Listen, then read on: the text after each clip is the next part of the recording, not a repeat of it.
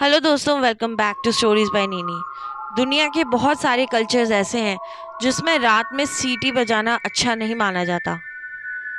ऐसा क्यों है, वो हम आज की इस कहानी में जानेंगे।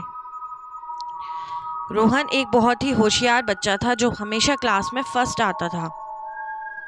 लेकिन उसे हाल ही में स्कूल से एक गंदी आदत लग गई थी, हमेशा सीटी बजाने की। इसकी वजह से उसकी मम्मी और उसकी नानी हमेशा उसे डांटती रहती थी और उसे समझाती थी कि हर वक्त सीटी बजाना अच्छा नहीं होता है। खासकर रात में तो कभी भी सीटी नहीं बजानी चाहिए। रोहन उनकी बातों को इग्नोर कर देता था और अपना मस्त खेल में लगा रहता था। एक दिन इसी तरह वो अपने घर के बाहर वाले मैदान में झूला झूल रहा था। शाम का वक्त होने को आया था। वो झूला झूलते हुए हमेशा की तरह सीटी बजाए जा रहा था। तभी उसे अचानक से जंगल में से एक और सीटी की आवाज आई। ये सुनकर रोहन थोड़ा चौंक गया, लेकिन वो बड़ा खुश भी हुआ कि आखिर कोई और भी है जिसे उसकी तरह से सीटी बजाना बहुत पसंद है।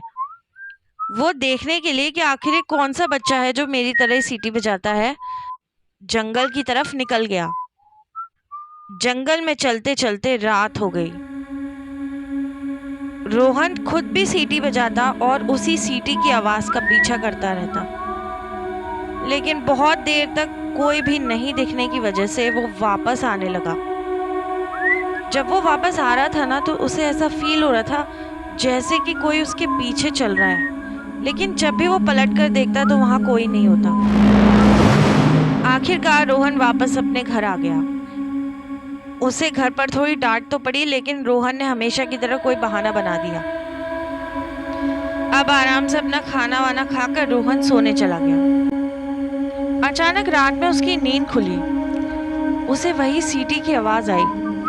रोहन उठकर बैठ गया। उसने अपने कमरे में चारों तरफ देखा तो कोई भी नहीं था।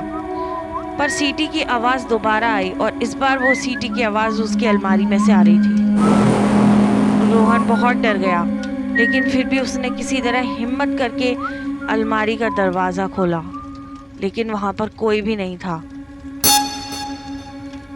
उस रात रोहन को बिल्कुल भी नींद नहीं आई। अगले दिन भी ऐसी ही घटनाएं हुई।